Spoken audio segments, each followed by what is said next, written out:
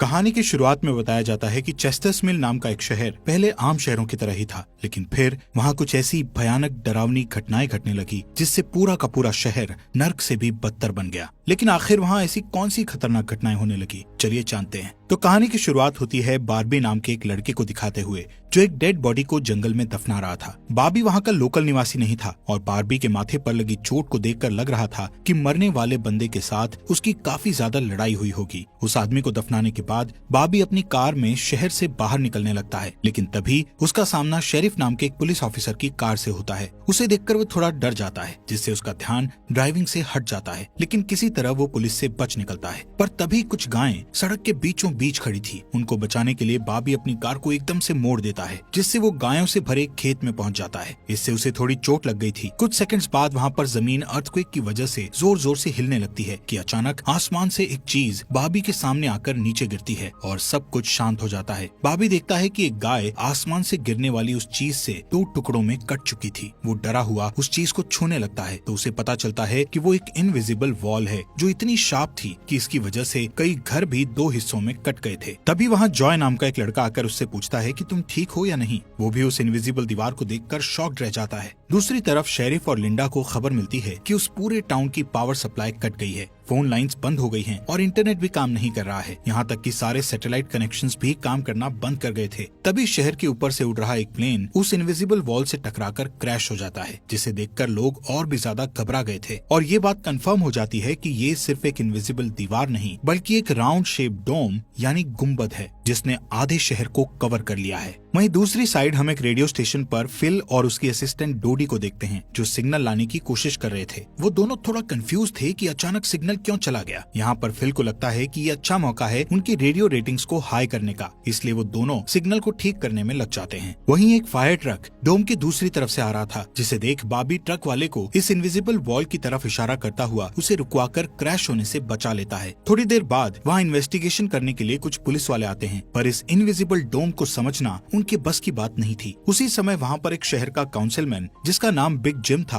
वो भी पहुँच जाता है, लेकिन उसे भी इस डोम के बारे में कुछ भी समझ नहीं आता। यहाँ पर पुलिस को इन्फॉर्मेशन मिलती है कि उस शहर की तरफ आने वाले सभी रास्तों को बंद कर दिया गया है क्योंकि उस डोम की वजह से बहुत सारे एक्सीडेंट हो रहे हैं। इसके थोड़ी दूर घर पर जूनियर नाम का लड़का एंजी नाम की लड़की के साथ इंटीमेट हो रहा था। एंजी पेशे से नर्स थी और जो की बड़ी बहन भी थी। इंटीमेट होने के बाद जूनियर एंजी से कहता है कि मैं तुमसे बहुत प्यार करता हूँ, लेकिन एंजी उसे कहती है कि वो उसके लिए ऐसा कुछ फील नहीं करती। इससे जूनियर का दिल टूट जाता है और उन दोनों में बहस होने लगती है। यहाँ पर उनकी बहस इतनी बढ़ जाती है कि एंजी उसे थप्पड़ मारकर वहाँ से चली जाती है। इसके बाद हम 3 लोगों की फैमिली को देखते हैं, जिसमें मदर कैरोलीन, एलिस और उन दोनों की बेटी नोरी उसी टाउन की तरफ जा रही थी। उन्हें इस बात की खबर नहीं थी कि डोम ने उस टाउन को कवर किया हुआ है। दूसरी तरफ हम जूलिया नाम की एक इन्वेस्टिगेटिव रिपोर्टर को देखते हैं जिसका चेस्टर्स मिल शहर में बहुत नाम था। एक दिन एक औरत उसे एक सीक्रेट खबर देने के लिए कॉल करती है। वो औरत उसे बताती है कि उसने उस वीक चेस्टर्स मिल में प्रोपेन से भरे 6 ट्रक को जाते हुए देखा है और उसके हिसाब से इतनी बड़ी क्वांटिटी में प्रोपेन जैसे फ्यूल का शहर में आना किसी खतरनाक प्लान का हिस्सा हो सकता है। जूलिया उस औरत को इस बारे में इन्वेस्टिगेशन करने का वादा करती है, पर वो अपने काम में ज्यादा बिजी होने के कारण उस पर ध्यान नहीं दे पाती। वहीं बिग जिम रेडियो स्टेशन जाकर इमरजेंसी की अनाउंसमेंट करता है। कैरोलीन जो एलिस और नॉरी के साथ शहर में आ रही थी ये अनाउंसमेंट सुन लेती है, पर उन्हें लगता है कि ये किसी तरह का एडवर्टीजमेंट है, इसलिए वो इस अनाउंसमेंट पर ध्यान नहीं देती और उनकी कार डोम से टकराते टकराते बचती है क्योंकि उससे पहले दूसरी तरफ से आ रहा एक ट्रक डोम से टकराकर क्रैश हो जाता है, जिसे देखकर वो तुरंत अपनी कार की ब्रेक लगा देती है। इतने बड़े इंसिडेंट को देखकर नॉरी के दौरे पड़ने लगते हैं, जिससे वो बेहोश हो जाती है, लेकिन बेहोश होने से पहले वो किसी पिंक स्टार के बारे में कहती है। अब यहाँ से नॉरी को जल्दी से हॉस्पिटल में ले जाया जाता है, जो कि टाउन में होने वाली घटनाओं से घायल हुए लोगों से भरा पड़ा था। वहीं जूलिया और बार्बी घायल हुए लोगों को हॉस्पिटल ला रहे थे। इसी हॉस्पिटल में जूलिया का हस्बैंड भी डॉक्टर था। वो उससे मिलने जाती है, लेकिन उस वक्त उसका हस्बैंड हॉस्पिटल में नहीं था। हॉस्पिटल में जूलिया को पता चलता है कि उसका हस्बैंड संडे को कभी काम नहीं करता था, पर वो जूलिया को हमेशा झूठ बोलता आ रहा था। हॉस्पिटल के बाहर हम बार्बी और एंजी को मिलते हुए देखते हैं। दोनों को साथ देखकर जूनियर के अंदर एक अलग सी जलन पैदा होती है। वहीं अब टाउन के बॉर्डर्स को सैनिकों द्वारा सील कर दिया जाता है। बहुत सारे साइंटिस्ट और एक्सपर्ट्स को भी इस अजीबोगरीब मुसीबत का असल कारण नहीं पता चलता। पर कुछ घंटों बाद बिग जिम प्रोपेन के बारे में बात करने के लिए शेरिफ से मिलता है। यहाँ पर उनकी बातों से हमें पता चलता है कि उनको इस डोम के बारे में पहले से थोड़ा बहुत पता था, पर वो इस पर खुलकर बात नहीं कर रहे थे। वहीं बॉबी को उस टाउन में एक दिन के लिए रुकना था, पर उसके पास ठहरने के लिए कोई जगह नहीं थी, इसलिए वो अपनी कार में ही रात बिताने का फैसला करता है। तभी जूनियर उसके पास आता है और उसे एंजी से दूर रहने को कहता है। धीरे धीरे उसकी बात धमकी में बदल जाती है। बॉबी हैरान होता है कि आखिर उसकी गलती क्या है। इसी बीच वहाँ जूलिया आ जाती है, जिससे वो झगड़ना बंद कर देते हैं। यहाँ से सीन शिफ्ट होता है और हम देखते हैं कि टाउन के ऐसे हालात से लापरवाह होकर एक जगह कुछ टीनेजर्स पार्टी कर रहे थे। इनमें जॉय भी था। जॉय एक लड़के से वहाँ के हालात पर बात करने लगता है, लेकिन अचानक जॉय को दौरा पड़ने लगता है और वो पिंक स्टार के बारे में बोलने लगता है, जैसे कि पहले नॉरी ने बोला था। वहीं जॉय की बहन एंजी घर पर अकेली होती है। तभी अचानक उसके घर में जूनियर घुसकर उसको किडनैप करके अपने फादर के टूटे फूटे शेल्टर में ले जाता है। यहाँ पर वो उसे बताता है कि मुझे पता है शहर को कवर किए इस डोम के बारे में। यहाँ पर एंजी को उससे ये भी पता चलता है कि बिग जिम ही जूनियर का फादर है। जूनियर एंजी को ये भी बताता है कि उसके फादर अपनी फैमिली की सुरक्षा को लेकर हमेशा चिंतित रहते थे, इसलिए उन्होंने फैमिली के लिए ये शेल्टर बनाया था। वहीं दूसरी साइड जूलिया बॉबी को अपने घर में ठहरने के लिए लाती है। तभी अचानक बॉबी की नजर उसके हस्बैंड की फोटो पर पड़ती है और उसे रियलाइज होता है कि ये वही आदमी है जिसे उसने सुबह मारा था। दूसरी तरफ लिंडा और शेरिफ सभी व्हीकल्स पर नजर रख रहे थे ताकि कोई भी गलती से इस डोम से न टकरा जाए। तभी अचानक शेरिफ को अटैक आ जाता है और वो वहीं पर मर जाता है। अब यहाँ से हमें सुबह की घटना फ्लैशबैक में दिखाई जाती है, जहाँ बॉबी टाउन में जूलिया के हस्बैंड जो डॉक्टर थे उनसे मिलने आया था। वो उनसे कुछ पेमेंट की बात करता है, पर डॉक्टर उसे पेमेंट देने से इनकार कर देता है, जिस वजह से उन दोनों में झगड़ा हो जाता है और एक्सीडेंटली बॉबी उसे गोली मार देता है। बॉबी जानता था कि भले ही उसने उसे गलती से मारा है, पर उसे इसकी सजा मिलेगी और इससे बचने के लिए उसने उसकी बॉडी को जंगल में दफना दिया। वहीं प्रेजेंट में सुबह उठकर बार्बी देखता है कि उसके गले की चेन गायब है, तो वो जूलिया से इसके बारे में पूछता है। जूलिया उससे कहती है कि वो उसकी चेन को ढूंढकर उसे दे देगी, पर तभी बॉबी को याद आता है कि वो चेन उस केबिन में ही गिर गया था जहाँ उसने उसके पति को मारा था। उधर जॉय अपने फ्रेंड बेन के साथ था, जिसने पिछली रात सीजर के वक्त उसकी मदद की थी। बेन जॉय से पिंक स्टार के बारे में पूछता है, जो उसने रात को दौरा पड़ते वक्त कहा था, लेकिन जॉय को उसके बारे में कुछ भी याद नहीं आ रहा था। वहीं रेडियो स्टेशन में डोडी एक स्पेशल डिवाइस की मदद से डोम के बाहर वाले लोगों से कांटेक्ट करने में सक्सेसफुल हो जाती है।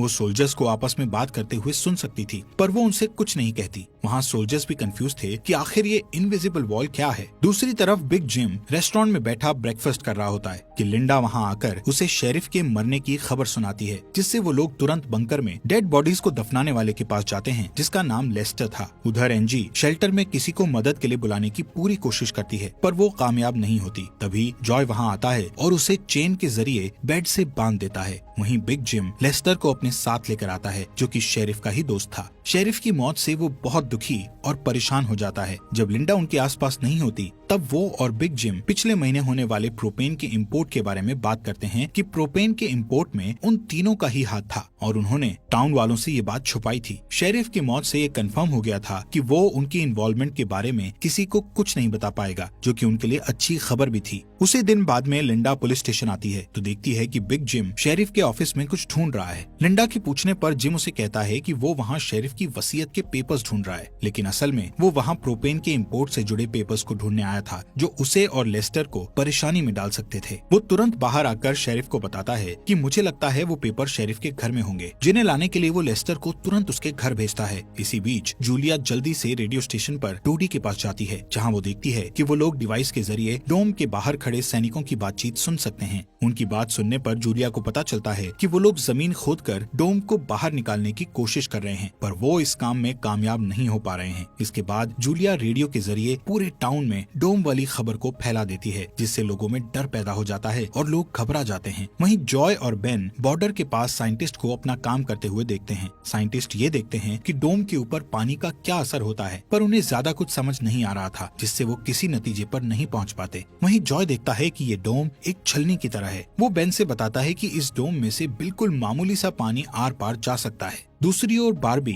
अपनी चेन ढूंढने जूलिया के हस्बैंड डॉक्टर के केबिन में जाता है। वहाँ उसे उसका चेन मिल जाता है, पर तभी जूनियर वहाँ आकर उसे देख लेता है। जूनियर उससे पूछता है कि क्या तुम एंजी के साथ सोए थे। यहाँ पर बार्बी को लगता है कि शायद उसने उसे चेन ढूंढते हुए देख लिया है और इसीलिए वो जूनियर को ऐसे ही वहाँ से जाने नहीं दे सकता था, इसलिए वो जूनियर को बहुत बुरी तरह से पीटने लगता है। वहीं हम देखते हैं कि लेस्टर शेरिफ के घर पहुंचकर प्रोपेन इंपोर्ट के पेपर्स को ढूंढने लगता है। कुछ टाइम बाद उसे वो पेपर्स ड्रॉवर में मिल जाते हैं, तभी वो उन्हें जला देता है। जब वो वहाँ से जाने लगता है तो उसका पैर लगने से पेपर्स की आग घर के पर्दों पर लग जाती है, जिससे आग की लपटें पूरे घर में फैल जाती हैं और पूरा घर जलने लगता है, जिसे देखकर जल्दी ही बहुत सारे लोग जमा हो जाते हैं और आग बुझाने की कोशिश करते हैं, पर फायर ट्रक के बिना आग बुझाना नामुमकिन था। अगर वो लोग घर को जलने देते तो डोम के अंदर का टेम्परेचर बहुत बढ़ जाता, जिससे लोगों की जानें भी जा सकती थी, इसलिए सब मिलकर आग बुझाने में लग जाते हैं। बाबी लोगों को आग बुझाने में लीड करता है। तभी लिंडा को घर के अंदर से लेस्टर की चीखने की आवाजें सुनाई देती है। वो अंदर जाकर उसे घसीटकर बाहर निकाल लाती है और इलाज के लिए डॉक्टर के पास भेज देती है। यहाँ पर लोगों को आग बुझाने में 1 घंटे के बाद भी कामयाबी नहीं मिलती, उल्टा आग और भड़क जाती है। आखिर में जिम लोडर लेकर आता है और घर को गिरा देता है। तब कहीं जाकर आग शांत होती है। इसके बाद सारे थके हुए लोग इकट्ठा होते हैं। उनमें से पॉल नाम का एक पुलिस वाला फ्रस्ट्रेट होकर कहता है कि हम सभी लोग इस डोम से कभी भी बाहर नहीं निकल पाएंगे, क्योंकि ये डोम आग से जो धुआं निकला है उसे बाहर नहीं निकलने दे रहा। वो कहता है कि हम सभी इस डोम के अंदर ही मरने वाले हैं। इतना कहता हुआ वो हवा में गोली चला देता है, जो कि डोम से टकराकर एक दूसरे पुलिस वाले को लग जाती है और वो तुरंत मर जाता है। यहाँ पर पॉल को अरेस्ट कर लिया जाता है। अंधेरा होने पर जॉय और उसके दोस्त स्केटिंग के लिए जाते हैं। तभी वहाँ पर नोरी जॉय के पास आकर उसे कहती है कि उसे अपना फोन चार्ज करना है। जॉय उसे अपने घर ले जाता है, क्योंकि उसके घर में जनरेटर था, जो कि उस टाउन के गिने चुने घरों में ही था। उधर लिंडा पॉल को जेल लेकर आती है। वहाँ कुछ लोग पुलिस स्टेशन के बाहर प्रोटेस्ट कर रहे थे। असल में वो लोग पुलिस के घटिया सिस्टम का विरोध कर रहे थे। जिम उन सबको ये कहकर शांत करता है कि जरूरत पड़ने पर उन सबकी मदद की जाएगी। लॉकअप में बंद होने के बाद पॉल को हार्ट अटैक आ जाता है, जिससे लिंडा उसकी मदद के लिए दौड़कर अंदर जाती है, लेकिन तभी उसे पता चलता है कि पॉल सिर्फ अटैक आने की एक्टिंग कर रहा था। इसी मौके का फायदा उठाकर पॉल उसे धकेलकर उसे लॉकअप में बंद करके वहाँ से भाग जाता है। इधर बंकर में जूनियर फिर से एनजी के पास जाता है। एनजी समझ चुकी थी कि अगर उसे यहाँ से निकलना है तो उसे जूनियर को झूठे जाल में फंसाना पड़ेगा, इसीलिए वो उससे अपने बचपन की यादें साझा करती है,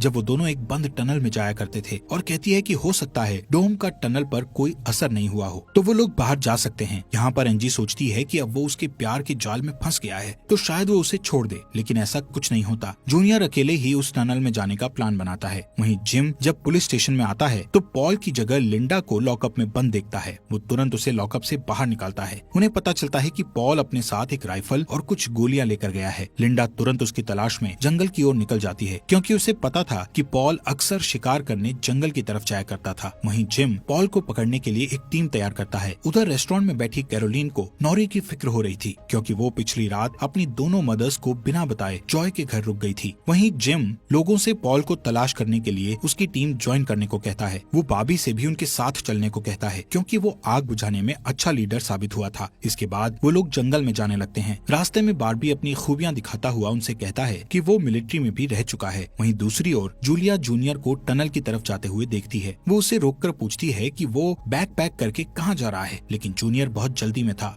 और वो नर्वस भी था। वो कहता है कि मैं बस यहीं पास में अपने दोस्त से मिलने जा रहा हूँ। इससे जूलिया का शक उस पर और भी बढ़ जाता है और वो उसका पीछा करती हुई टनल तक पहुँच जाती है। उधर जॉय के घर पर जॉय और नॉरी साथ में नाश्ता कर रहे थे। जॉय पहले कभी किसी लड़की के साथ अकेला नहीं रहा था, इसलिए थोड़ा नर्वस फील कर रहा था, जबकि नॉरी कॉन्फिडेंट थी और बातचीत में भी हाजिर जवाब थी। तभी बेन और 2 लड़कियों को अपने साथ लेकर उसके घर आ जाता है, जिन्हें फोन चार्ज करना था। उन्हें इम्प्रेस करने के लिए बेन को जनरेटर यूज करना था, जिसके लिए जॉय बेन को थोड़ी बेदिली से इजाजत दे देता है, क्योंकि उस टाउन में जनरेटर एक बहुत काम की चीज थी और इस तरह उसका मिसयूज करना उसे सही नहीं लग रहा था। उधर जंगल में हम देखते हैं कि सर्च टीम पॉल को ढूंढ लेती है, पर उसी टाइम पॉल एक लड़के की टांग में गोली मार देता है। दूसरा लड़का भी उसे संभालने के लिए वहीं रुक जाता है, जबकि जिम और बार्बी पॉल के पीछे भागते हैं। दूसरी तरफ जूनियर टनल के आखिरी सिरे पर पहुंच जाता है, जहां पहुंचकर उसे पता चलता है कि डोम ने टनल को भी कवर किया हुआ है। वो दीवार के बिल्कुल करीब पहुंच जाते हैं, जिससे उसकी टॉर्च टॉर्च जलने लगती है। तभी जूलिया वहाँ आकर उसे वार्न करती है। जूलिया को देखकर जूनियर को बहुत गुस्सा आता है क्योंकि वो उसका पीछा कर रही थी। इस बात से जूनियर पागलों की तरह उस इनविजिबल वॉल को मुक्के मारने लगता है, जिससे जूलिया उसे रोकती है। फिर दोनों बैठकर बात करने लगते हैं। जूलिया उसे बताती है कि अपने पास्ट में की गई एक गलती की वजह से वो जर्नलिस्ट की इस बेकार सी जॉब में फंस गई है। उधर जॉय का घर लोगों से भर जाता है जो अपनी अपनी जरूरत के लिए उसके जनरेटर को यूज करने के लिए आए थे। एक बदमाश लड़का लोगों से जनरेटर यूज करने के बदले में पैसे वसूलने की कोशिश करता है, जो कि उसका था ही नहीं, लेकिन उसके खिलाफ बोलने की किसी में हिम्मत नहीं थी। ये देखकर नॉरी सब कुछ हैंडल करने के लिए आगे बढ़ती है, पर मामला और भी ज्यादा गर्म हो जाता है। लेकिन इससे पहले कि कुछ गलत होता तभी लाइट ही चली जाती है। नॉरी इस बात से बहुत खुश होती है कि जॉय ने उस बहस में उसका साथ दिया। वहीं जंगल में बॉबी और जिम पॉल तक पहुंच जाते हैं, पर पॉल ने अपनी राइफल निकाल रखी थी जिससे वो जिम को मारने ही वाला था कि तभी पीछे से लिंडा आकर उसे शूट कर देती है। दूसरी साइड कैरोलीन जॉय के घर जाकर अपनी बेटी नोरी से मिलती है। वो नोरी से कहती है कि उसे थोड़ा जिम्मेदार बनना चाहिए। उसकी डांट सुनकर जॉय और नोरी एक दूसरे का हाथ पकड़ लेते हैं, जिससे एक स्ट्रेंज स्पार्क पैदा होता है और उसी वक्त दोनों को दौरे पड़ने लगते हैं। वो दोनों एक साथ किसी पिंक स्टार के बारे में बात कर रहे थे। उधर जूनियर शेल्टर में एनजी के पास जाता है, लेकिन इस बार उसके हाथ में फर्स्ट एड किट थी। एनजी उसके जख्मों पर मरहम पट्टी करती है और चुपके से सीजर अपने पास रख लेती है। वहीं हम देखते हैं कि जूलिया और बार्बी दिन भर की थकान के बाद वापस घर लौटते हैं, लेकिन जूलिया जूनियर की बातें सुनने के बाद से ही बार्बी पर शक करने लगी थी और जब बार्बी नहाने जाता है तो जूलिया उसका सामान चेक करने लगती है। दोस्तों, हमारे फॉक्स एक्सप्लेनर हिंदी चैनल को सब्सक्राइब करना मत भूलना। और आपको ये अंडर द डोम सीरीज यहाँ तक कैसी लगी, इस सीरीज के नेक्स्ट एपिसोड लाएं या नहीं, कमेंट बॉक्स में हमें जरूर बताएं।